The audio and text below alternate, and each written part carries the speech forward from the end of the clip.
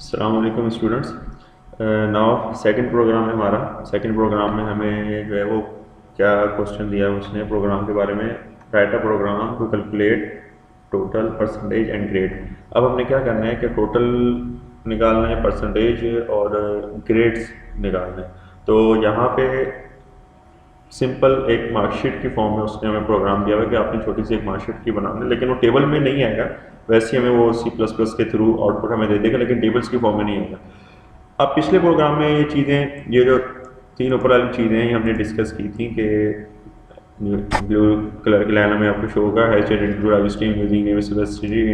Word लिख भी लें अंदर या नहीं भी लिखें तो आपको शो। तो ये तीन प्रीप्रोसेसर डायरेक्ट इसके साथ हेडर फाइल्स हैं।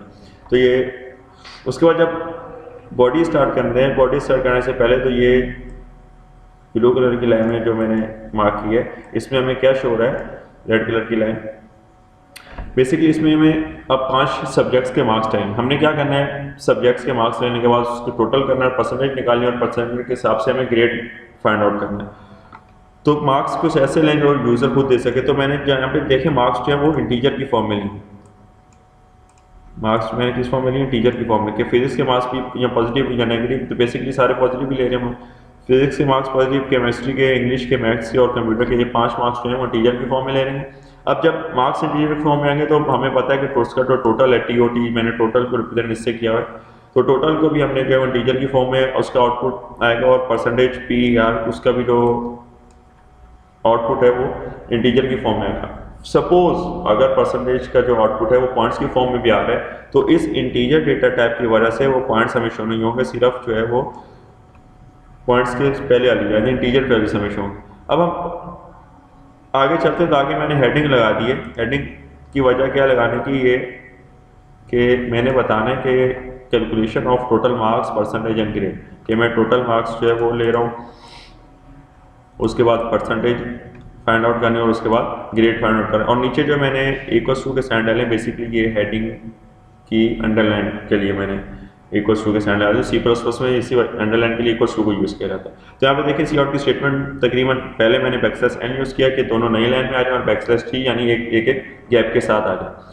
अब आगे चलें, तो आगे सबसे पहले मुझे क्या करना है कि मुझे 5 सब्जेक्ट के इनपुट्स लेने हैं। तो यहाँ पे मैंने मल्टी लाइन कमेंट को शो करते हुए 5 सब्जेक्ट से क्या ले लिए, मल्टी लाइन कमेंट को शो करते हुए कि input marks of 5 subjects from user, यानी यूजर की तरफ से मुझे 5 सब्जेक्ट से क्या आ रहे हैं, मार्क्स आ रहे हैं। तो इन फिजिक्स के मार्क्स, केमिस्ट्री के, मैथ्स के, उसी तरह कंप्यूटर के और इंग्लिश के। तो ये 5 इनपुट ले लूँगा। 5 इनपुट के बाद मेरा दूसरा काम क्या था, टोटल का। तो मैंने मल्टी लाइन कमेंट के जरिए से बता दिया कि अब मैंने क्या करना है, टोटल करना है। टोटल का मुझे फॉर्मूला पता है कि इन सबको मैं सम कर दूंगा तो क्या आ जाएगा, टोटल आ जाएगा, सिंपल फॉर्मूला। और इसी तरह जब अगर मुझे टोटल को प्रिंट करवाना है, तो यहाँ पे क्राइटेरिया समझिएगा कि किसी भी वेरिएबल की वैल्यू को अगर शो करना हो तो उसका लिखने का तरीका अलग है। सब अगर मुझे सिर्फ टोटल मार्क्स रिप्रेजेंट करना होता तो ये जो ब्लू लाइन जहाँ तक मैंने लिखी है ये मुझे नहीं लिखनी पड़ती, अगर मैंने सिर्फ टोटल मार्क्स को रिप्रेजेंट करना होता। लेकिन मुझे टोटल मार्क्स की वैल्यू चाहिए। अगर मैं फिजिक्स के मार्क्स, केमिस्ट्री के, इंग्लिश के, मैथ्स से और कंप्यूटर के प्लस करके मुझे आंसर क्या मिला, तो वो मुझे बताना पड़ेगा कि मुझे इस टोटल की वेरिएबल के जरिए से। अब मैंने सबसे पहले काम क्या किया है, मैंने टोटल मार्क्स को किसके बराबर ले लिया, TOT के, जो मैंने ऊपर इंटीजर की तरफ से रिप्रेजेंट किया था। और दोबारा इंसर्शन ब्रैकेट लगा के, ये देखें दोबारा जो इंसर्शन ब्रैकेट्स लगाई है मैंने, आगे चलेंगे, दोबारा जो इंसर्शन ब्रैकेट्स लगाई हैं वो मुझे बेसिकली क्या बता रहा है कि अब जो आपका जो इन इंसर्शन ब्रैकेट्स के अंदर जो \n जिस इन्वर्टेड कॉमास में लिखा हुआ है, \n का मतलब ये है कि एक नई लाइन में, क्या नई लाइन में आएगा, ये जो फिजिक्स, केमिस्ट्री, इंग्लिश और मैथ्स और कंप्यूटर्स के जो मार्क्स हैं ये नई लाइन में आ जाएंगे। तो यहाँ पे टोटल एक वेरिएबल है, और वेरिएबल की वैल्यू के लिए मैंने दोबारा इंसर्शन ब्रैकेट्स लगा के उसको इन्वर्टेड कॉमास में बंद किया, ताकि उसकी वेरिएबल भी मुझे शो, वेरिएबल भी शो और उसकी वैल्यू भी शो। इसी तरह आगे है तो कैलकुलेट परसेंटेज। अब टोटल मेरे पास निकल गया, तो परसेंटेज निकालने, परसेंटेज का फॉर्मूला ये आपकी बुक वाले मैंने लिखा है। आप अगर बुक वाला नहीं लिखना तो आप ये इस तरह भी लिख सकते हैं कि टोटल डिवाइडेड बाय 500, पहले उसको 500 से डिवाइड कर लें और उसके बाद मल्टीप्लाई कर लें 100 से, ये भी कर सकते हैं। वरना इधर क्या किया हुआ है कि परसेंटेज का फॉर्मूला क्या लिया हुआ है, टोटल मल्टीप्लाई 100 और डिवाइड बाय 500, ये जो इधर रेड लाइन में शो हो रहा है। अब नीचे है तो नीचे भी ये काम किया हुआ है, मैंने परसेंटेज को किसके बराबर ले लिया, परसेंटेज को पर के बराबर ले लिया, जो मैं ऊपर इंटीजर यूज कर रहा था। और दोबारा इंसर्शन ब्रैकेट्स क्यों लगाई है, क्योंकि मुझे इस की वैल्यू भी चाहिए। अब वेरिएबल की वैल्यू के लिए मुझे दोबारा इंसर्शन ब्रैकेट्स लगानी पड़ती है। यहाँ पे आपको पॉइंट क्लियर होगा। अब नीचे चले तो find grade according to percentage. अब मुझे क्या चाहिए, मेरे पास टोटल भी आ गए, परसेंटेज भी आ गई। परसेंटेज के बाद अब मुझे परसेंटेज के हिसाब से ग्रेड्स चाहिए, तो मुझे उसको बताना पड़ेगा।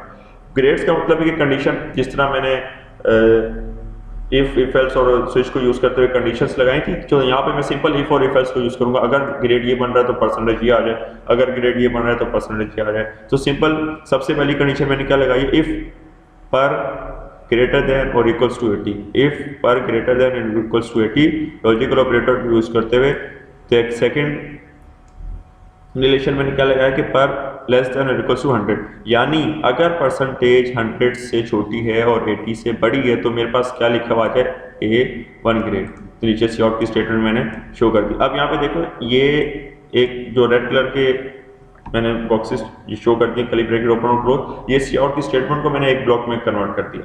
अब इसी तरह जितनी भी सी आउट की स्टेटमेंट है उसको हर ब्लॉक में मैं कन्वर्ट करता रहूँगा। सारी सी आउट की जो स्टेटमेंट है वो एक एक ब्लॉक में बंद होती रहेंगी। सबसे पहली कंडीशन के 100 और 80 के दरमियान में जो भी परसेंटेज है वो A1 ग्रेड से शो हो जाए। इसी तरह फिर मैंने एल्स और इफ को इस्तेमाल करते हुए, अब देखो मैं इफ और एल्स की कंडीशन बहुत ज्यादा मरतबा इस्तेमाल कर रहा हूँ, इसी वजह से मैंने फिर बताया था कि एल्स और इफ को साथ लिखा जाता है। अगर मैंने एक मरतबा इफ और एल्स को यूज करना होता तो मैं पहले इफ लिख देता फिर एल्स लिख देता, लेकिन मैंने इफ और एल्स को बहुत ज्यादा मरतबा यूज करना है तो इस वजह से एल्स इफ। तो ये चैप्टर में भी डिस्कस किया था हमने कि एल्स इफ को क्यों लगाया जा रहा है। तो इस तरह फिर मैंने दूसरी कंडीशन लगा दी कि 70 और 80 के दरमियान में, यानी 70 से बड़े, percentage greater than 70, logical operator को यूज करते हुए परसेंटेज लेस देन 80। तो 70 और 80 के दरमियान में जो भी मेरी ग्रेड बन रहा है, जो भी मेरी परसेंटेज बन रही है, उस हिसाब से ग्रेड मेरे पास क्या आ जाए, ग्रेड है। तो बैकस्लैश एन का मतलब है कि वो नई लाइन में शो हो जाए। इसी तरह एलसीएफ की स्टेटमेंट को यूज करते हुए 60 से छोटी और 70 से बड़ी, तो 60 से बड़ी और 70 से छोटी तो ग्रेड बी बन जाए। इसी तरह फिर 40 से बड़ी और 50 से छोटी तो ग्रेड सी बन जाए। तो यहाँ पे आपको प्रोग्राम यहाँ तक भी रख सकते हैं, आपकी जो बुक में है वो प्रोग्राम डी और ई पे भी गया होता है, डी और ई को बेशक काटने कोई मसला नहीं है। तो यहाँ पे फिर लास्ट में प्रोग्राम खत्म करके मैंने एल्स कंडीशन को यूज करते हुए बता दिया कि अब इससे नीचे जो भी परसेंटेज आए उस पर आप लोग क्या शो करते हैं कि out of range, C out की स्टेटमेंट यूज करते हुए। अब यहाँ पे मैंने रिटर्न वैल्यू 0 लिख दी, रिटर्न वैल्यू 0 के कोई वो।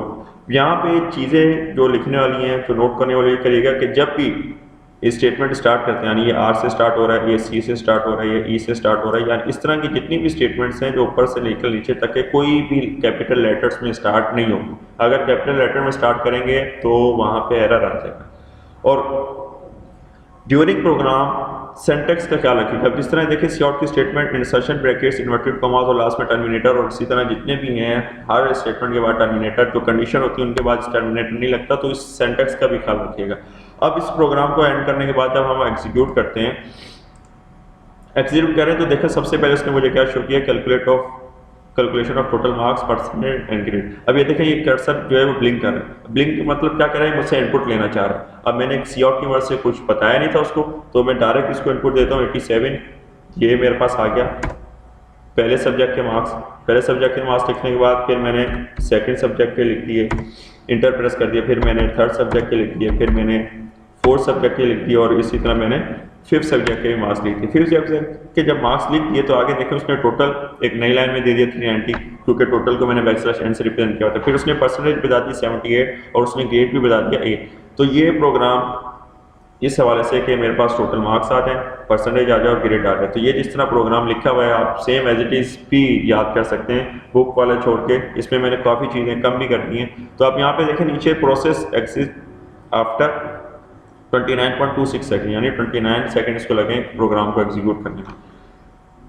क्लियर है?